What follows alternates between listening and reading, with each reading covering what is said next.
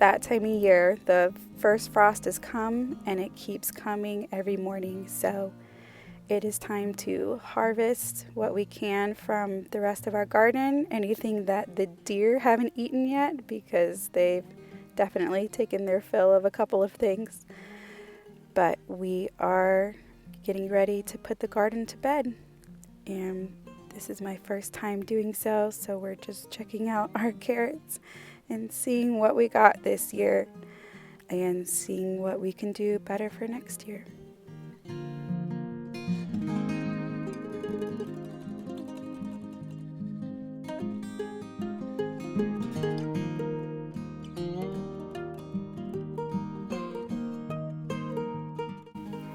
So what I'm doing today is I'm pulling out any of the remaining garden items, just pulling them up by the roots and laying them where they are, because nothing that is left in the ground right now is a perennial, so they're not going to come back.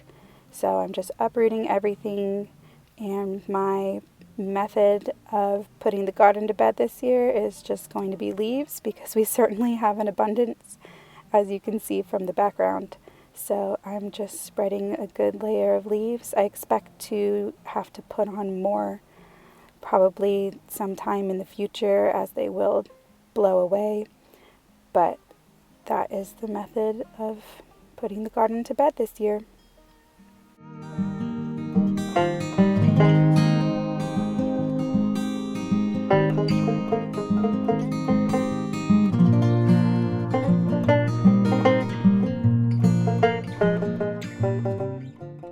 Welcome back to High Country Homesteading. I'm Carly, and right now we're going to have some reflections on having a first-time garden. I am a first-time gardener, and this was my very first year of having raised beds and trying to grow vegetables and flowers and herbs. And I think I've only had maybe a pot of basil before. So this was really my first time experience. And I'm going to go through when it started earlier this spring making the beds, and then how we started our spring garden into our fall garden, and then now that we just put the beds away for the winter. Okay, so our gardening journey started in early March. That's when we started to put together our raised beds. So this year we only had 3 raised beds, and they were maybe 2 feet by, I think, 5 or 6 feet long. And we really just used some wood that we had around the house. It was just spare wood and actually an old door left over by the previous owner of the house that was just sitting in the basement. So we used that and a couple of nails to put them together.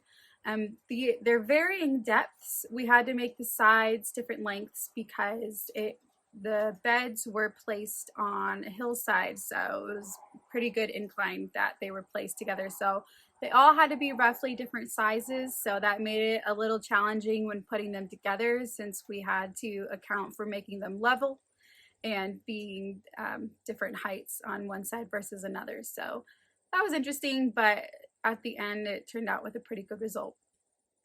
So what we did for the beds is that for the basically bottom half of them, because they're very deep, we ended up gathering a bunch of down tree branches, large sticks, and a lot of brush that we could find throughout the property.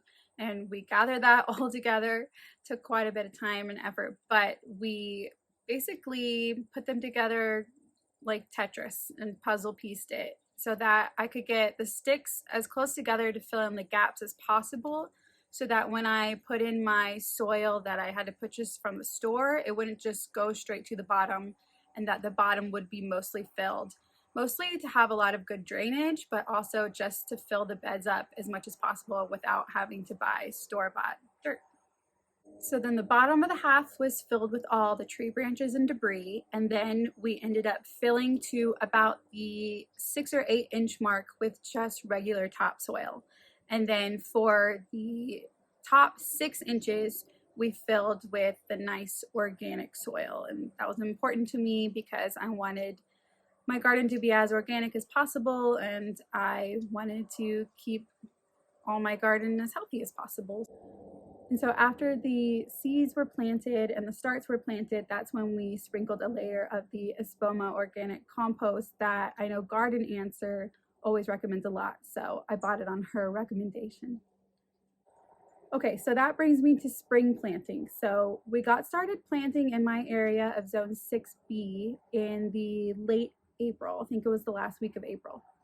And really when I started this garden, it was because we had moved in the middle of winter. So everything was dead, everything was cold and wet and pretty dreary. And so by the time spring came along, I was just very desperate for some color, and I really wanted some cut flowers to liven up my house and just make it feel like springtime and summertime. And I just needed some cheerfulness in my home, especially after doing a lot of renovating. So I really wanted a cut garden. And while I was purchasing seeds and starts for the cut garden, I realized I had enough room and I could try a few vegetables and herbs here and there and just see how it goes. Why not?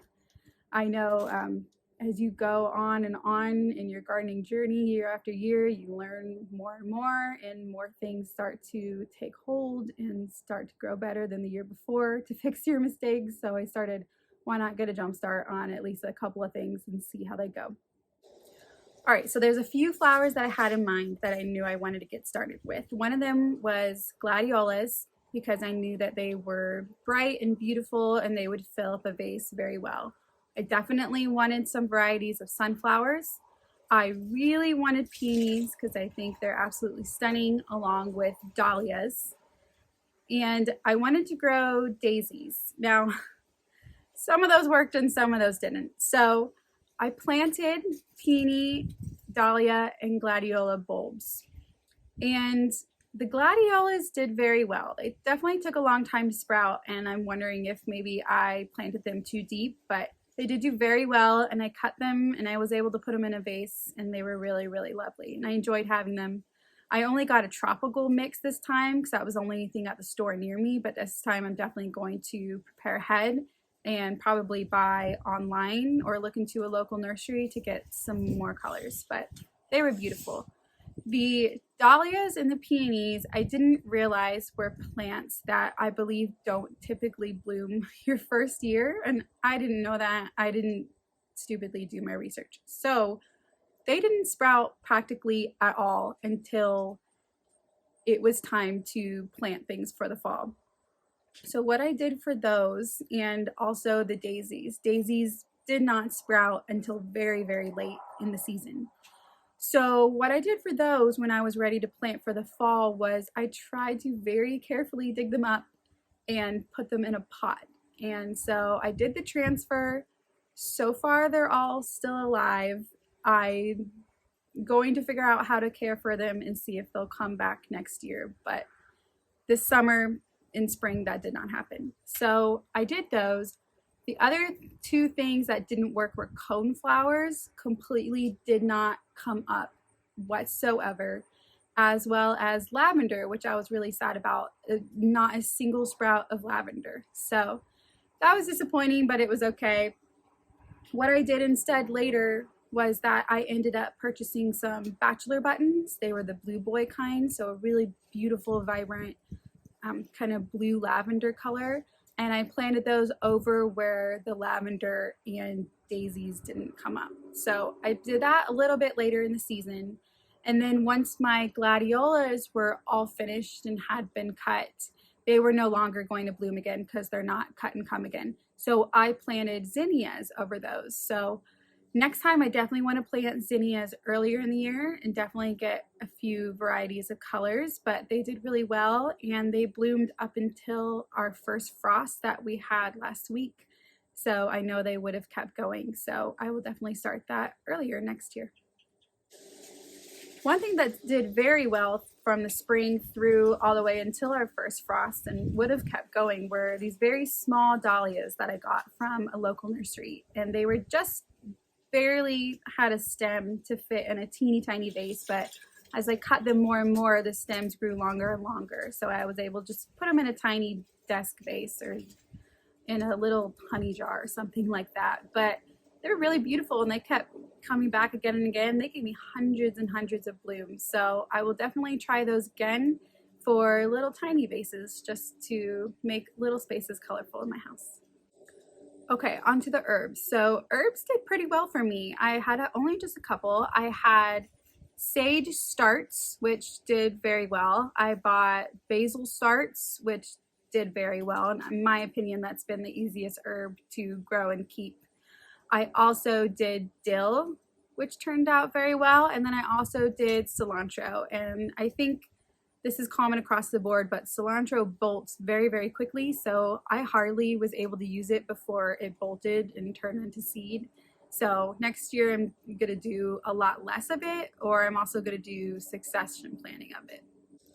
All right, now on to vegetables. So there were, feels like a lot of misses, but a couple of hits too that I was pretty excited about. So let's go over the misses.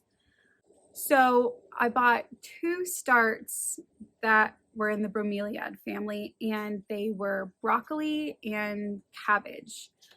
So both of them I planted, and they never died. They never turned brown or crumpled up or anything, but they were perfectly green and did not grow 1 single centimeter. And they did very quickly get eaten by bugs. All their leaves were pretty decimated by holes, and they really never recovered. So next year, I definitely am going to do some research on the bromeliad family and see how I can get my cabbage and broccoli to do a lot better and not get eaten up. The two other things that were pretty disappointing was I bought some romaine lettuce starts, and they did end up growing, but they bolted pretty quickly as well and tasted pretty bitter. So I need to do better about that next year. I'm actually think I'm just gonna go fully with spinach instead of lettuce because I like spinach for a lot more things than lettuce. But also the other big bust was carrots. So it's my fault. I know that I planted them too close together and I didn't thin them properly, so they were just absolutely microscopic and did not grow whatsoever. So next year, definitely attempting something different with carrots and definitely going to try a few different varieties. So a few things did do well. I've only bought one kale start and it did very well and the kale tasted good. So next year, definitely going to do a lot more kale. I also had really good success with butternut squash seeds. They did very well. I think they might have pollinated a little late, but we did get a good 7 or 8 good size butternut squash, and they've been really enjoyable. Now I tried zucchini 2 different ways. I bought a zucchini start, and then I also bought zucchini seeds. And honestly, I thought zucchini produced a lot, like more than people could handle, but my zucchini start only did 4, I think, pretty small zucchinis. And from the seeds, I only got, I think, 2 zucchinis. So I don't know if it was my pollinators. I really do think I'm going to plant some more pollinator friendly or attracting flowers next year to see if that will help. I did have plenty of bees, but I don't think they started early enough. So hopefully zucchini does a little better next year.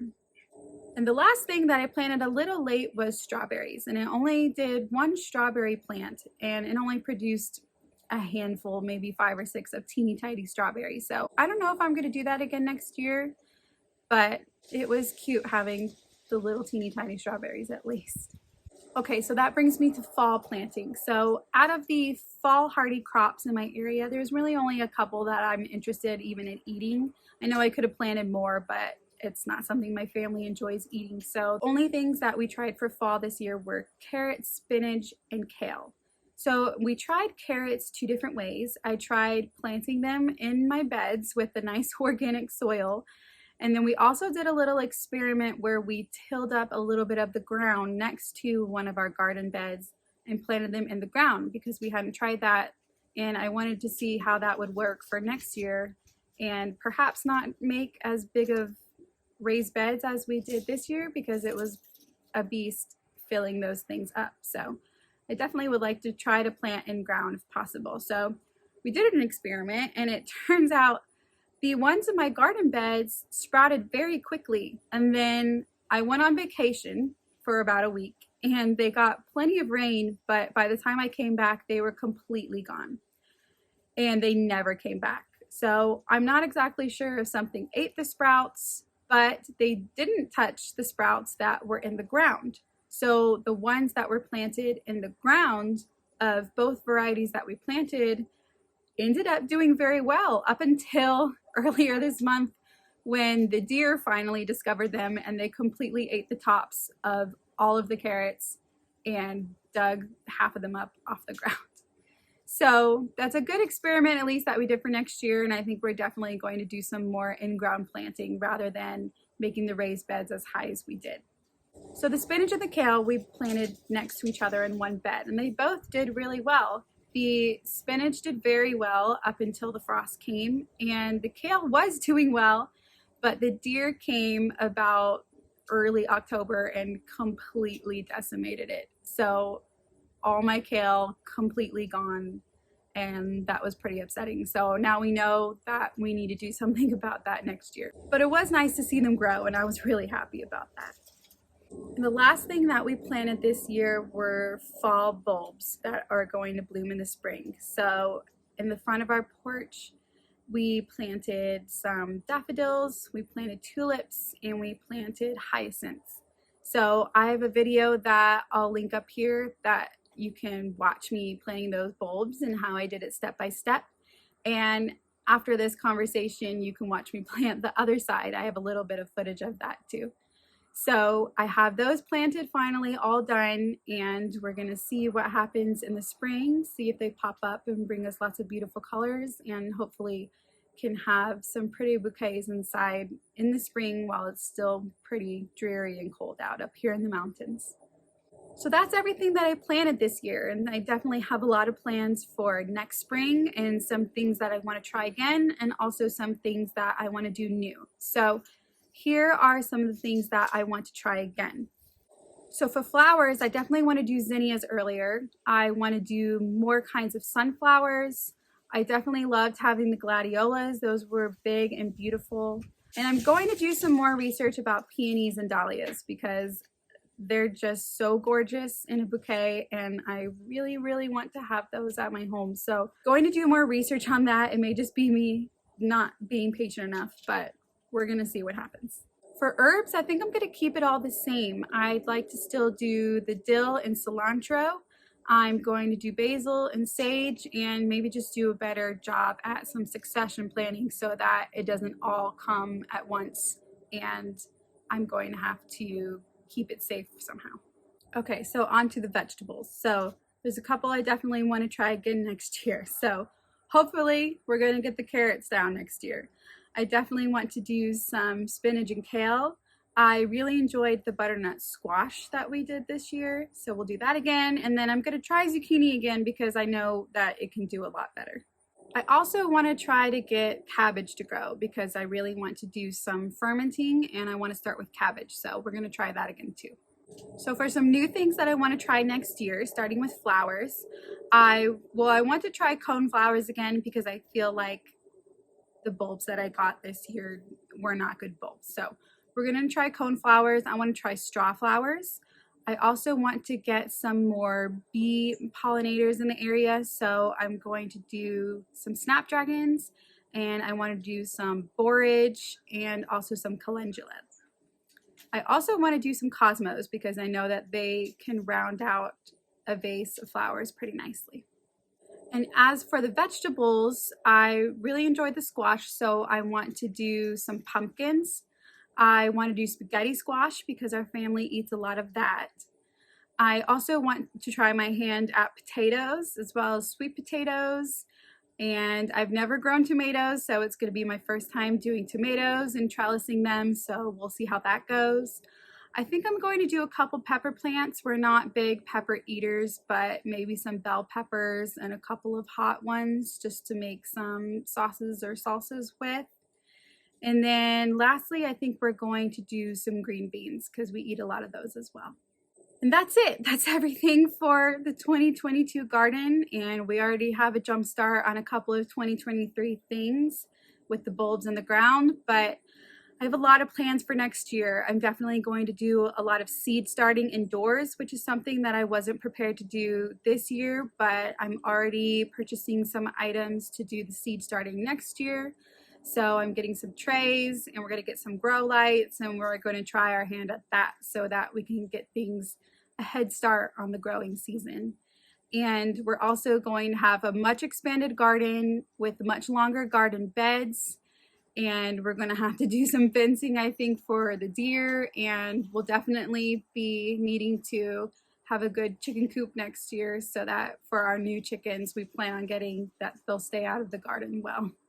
So that's it, and it's all very exciting, and I'm really looking forward to it, and I'm glad to have this winter season to be doing a lot of research and really have a good plan going in place for next spring when we start building the new beds. And I'm just really excited about it. I'm excited to keep learning and to keep trying, and I know gardening is a lot of trial and error, and I know in your first year of gardenings you have a lot more failures than successes, and that definitely feels like it was true for me this year. So hopefully I take those things that I learn and I go into the next year, and we're gonna have a very successful garden, and it's gonna be good. It's gonna be a good learning experience. I'm excited for my kids to have their own special gardens because they absolutely loved it this year. And it feels good, and I'm happy to do it. So thank you for coming along, and I want to hear about your gardens this year. Was it your first time? Is there anything that is a tried and true crop for you? Or is there anything that failed pretty hard and you learned a lot from? You should tell me down below in the comments of things that I could try next time as well, or something I should look into. I would really appreciate that. So thank you for coming along on this journey, and we have a lot of exciting plans, and I will see you next year in the garden.